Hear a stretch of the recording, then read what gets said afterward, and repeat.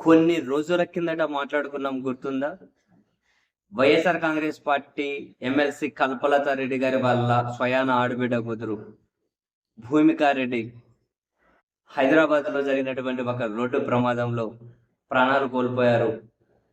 Accident అయిన తర్వాత 4, 5 days ఆసుపత్రిలో ఉండి బ్రెయిన్ డెడ్ అయ్యి అండ్ తాను చనిపోతూ తన ఆర్గాన్స్‌ని డొనేట్ చేసి మరికొందరికి జీవితాన్ని ప్రసాదించుకుంటూ తన జీవితాన్ని చాలా అర్ధాంతరంగా కేవలం 22, 23 సంవత్సరాల వయసులోనే మరికొన్ని రోజుల్లో ఎంబీబీఎస్ పట్టా చేతికి రాబోతున్న వేళ అత్యంత విషాదకరంగా ఒక రోడ్డు ప్రమాదంలో చనిపోవడం చాలా చాలా బాధాకరమైన విషయమని, తాను చనిపోతూ కూడా మరికొందరికి జీవితాన్ని ఇచ్చే నిర్ణయం తీసుకోవడం, అంత ధైర్యం వాళ్ళ కుటుంబ సభ్యులు కూడా ప్రదర్శించడం, అంత విషాదంలో కూడా చాలామంది ప్రశంసించారు.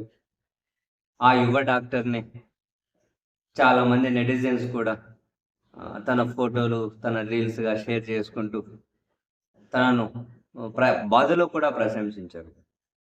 ఈ క్రమంలో తాజాగా వైసీపీ అధినేత, మాజీ ముఖ్యమంత్రి వైఎస్ జగన్మోహన్ రెడ్డి గారు వైసీపీ ఎమ్మెల్సీ కల్పలతారెడ్డి గారికి ఫోన్ చేసి జరిగిన విషాదం మీద తాను తన బాధను వ్యక్తం చేసుకుంటూ వాళ్ళ కుటుంబ సభ్యులు ధైర్యంగా ఉండాలి అని చెప్పి కుటుంబ సభ్యులకి ధైర్యం చెప్పుకుంటూ ఫోన్ చేశారు.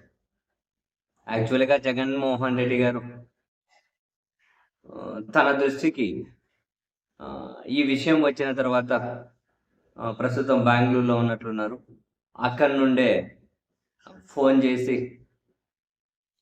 తన కండోలెన్స్ అయితే ప్రకటించారు. యాక్చువల్‌గా అమ్మాయిది సత్యసాయి జిల్లా కదిరి నియోజకవర్గం తలుపుల మండలంలోని నంగివాండ్లపల్లె.